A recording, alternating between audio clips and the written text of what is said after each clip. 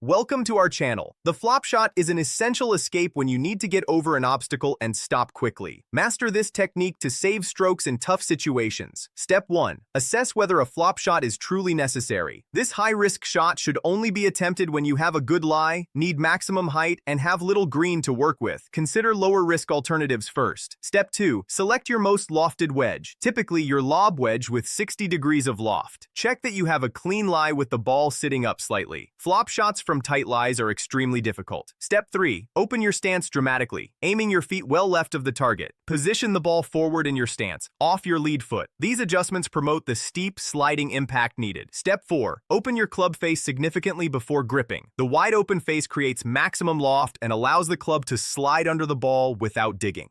Step 5. Make an aggressive, full swing despite the short distance. The open face and glancing impact reduce effective loft, requiring speed to generate sufficient height. Accelerate through impact. Step 6. Focus on sliding the club under the ball with shallow divots. Think of slapping the ground just behind the ball rather than taking a normal divot. Step 7. Practice extensively before attempting flop shots in competition. This shot requires precise technique and confidence developed through repetition. Don't forget to like this video and subscribe to our channel.